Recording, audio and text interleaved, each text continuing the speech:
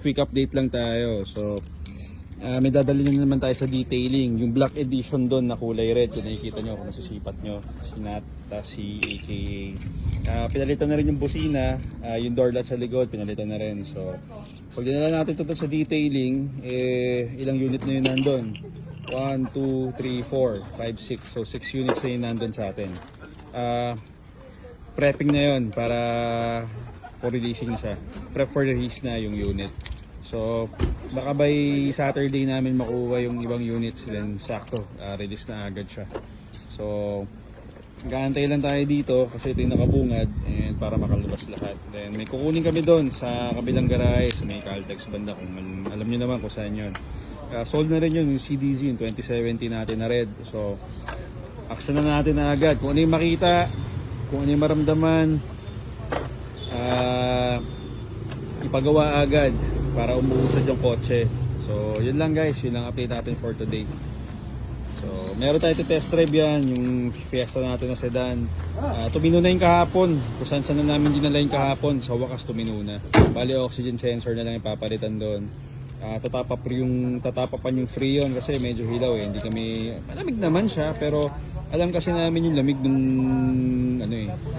nung mga units namin, or let's say sa EcoSport, alam namin kung hilaw yung lamig niya sa Fiesta, sa Focus. So kasama yun guys, isa-isa namin yan. So yun ang update natin, magagabi na, pero let's go, game pa rin, tara.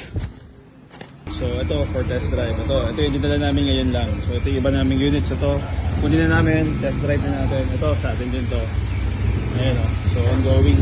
Ito in-next na to, ito ongoing pa. So baka yung iba dito by tomorrow, yung iba by Saturday na makukuha. So let's go, test drive naman natin to. And kukunin natin yung isang sold units doon sa, yung isa sold unit doon sa Caltex sa kabila para makausad na rin. Okay, thank you guys, yun lang. So ito yung kinuha natin kanina, all goods na, hatak, walang problema. Aircon, sobrang lamig, in-scan na rin namin, in-update na rin namin si sir. All green lahat, good na to. Papapunasan na lang to kasi nalikabukan dun sa detailing natin, pero okay lang, suabe pa rin to. So ayan, medyo gabi na eh, hindi ko lang alam kung ma-appreciate ko pa yung kintab nya. So pero in person, suabe to. Sa akin may susi na to. Paano bukas? So sarado. So papalit din ng head unit sila sir, okay na rin. Ayan, waiting na lang. Ang release natin dito tomorrow is 1 PM. So see you sir, and matetest drive mo na to bukas and mauwi mo na to. All goods. Ayan. So punta tayo dito sa kabila, update natin to for the day bago tayo mag-CUWian. So AAA, hindi na nag-error kung saan na namin dinala to. Kahapon, south to north. Ngayon, kung saan din dinala to. Although dito lang, pero na-test drive naman to ng husto. Umabo lang yung si aircon niya. Tapos ito yung ni-reface natin kanina, yung rotor disc para dun sa brake kasi madribble siya eh, parang ganon. So okay na, wala na rin problema. Ngayon, sa Freon na lang, then okay na yata. Tinetesting na lang yung aircon. Mas yung aircon Johnski. Okay, ang talas niyan. Ayan, ito yun. Hindi yung parang kahapon.